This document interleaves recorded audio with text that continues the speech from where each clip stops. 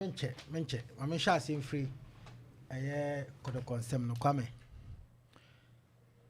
mani agi nia Asante ko Asante Kotoko so no and me gidi say no ma start keka no ho say ekose ya kwame me gidi say Kotoko will be back on track and I'm very happy the ekoso ada kojachi. But first of all, yes, a coach no etimi abedu Tinkler, right? Eric Tinkler. Yes, we welcome him. Sure. Nah, me man, good luck. You heard him say by next week has to be a name coach. But I'm very surprised that Kotoko has never used foreign coach this season. Foreign coach in the menya there. Okay, that was some. But Kwame, me welcome Tinkler. Say Abedi Jumano and Menzo so Kwame. I think said direction on so afano. Me gidi say he mean business in the first place.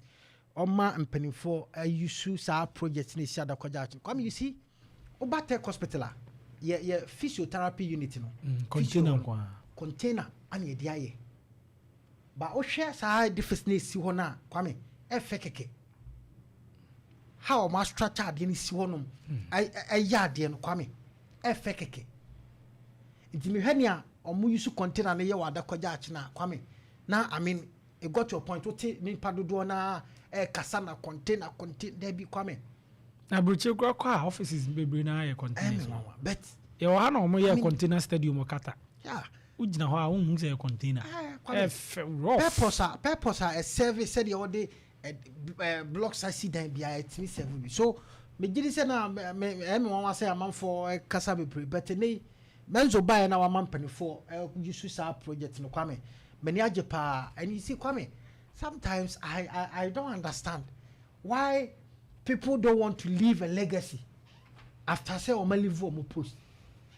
Kwame, say the face we see one such you ana say your friend say ana am pon sam ko e say 3 years atwam.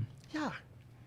Kwame, you know I am see there Kwame, maybe I'm nja wo na omonda because Kwame anye biampo no hwe dwumadiye di hye won sa Kwame kono kontaba na tre from so many angles but Kwame na ka me hwe se impo na enoma nkoyi on the field crown at least mo betimi aye bibi Kwame e de agya na be legacy dia ma ntine si ebo din a Kwame e betimi abo din aka asem at least wanye bia no ebia o free udwumadi abedima akata Asante Kotoko no ade wei ana Kwame utimi di ye ya eja Asante Kotoko e betena ho no mafebo wa abra atekro no ense ye da so yusu menim why ye jasa project na to wa obia amfa ho I don't know why because ade no e ade a Kwame si ye ni yi a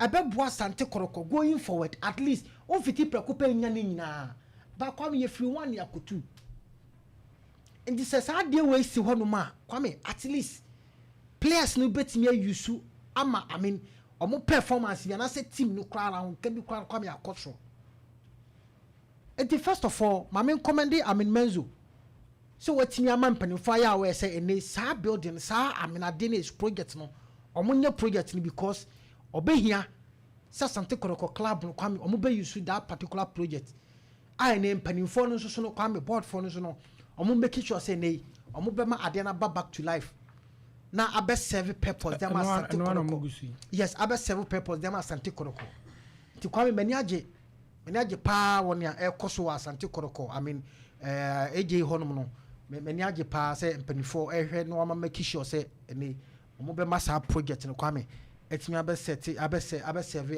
purpose e dem Asante Kotoko Sporting Club no. And again, say the day near Bekan has in Kwame. Me gini say a good move so say ne yenya first head coach no. And say subsequent days na say week here there ni munu. Ye be say nya omo maka no and so no e wo hodom. Till the next attempt me say mpanimfo afrom be call omo signings ne omo mbejo omo kwana Kwame at least omo nkeka omo kakra na nya kwan ne de Menzo ne coach ni pese omo hair players ne kakra o. Say players in there, but you know, ombe games like ombe games. Ama mpenifo assess yomo.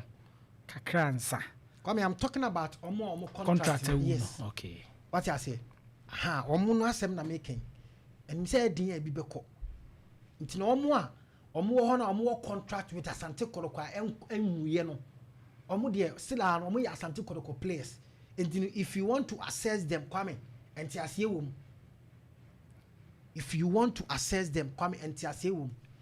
Enti bia no, se wonya new environment, new air, na a blofa, club no Kwame.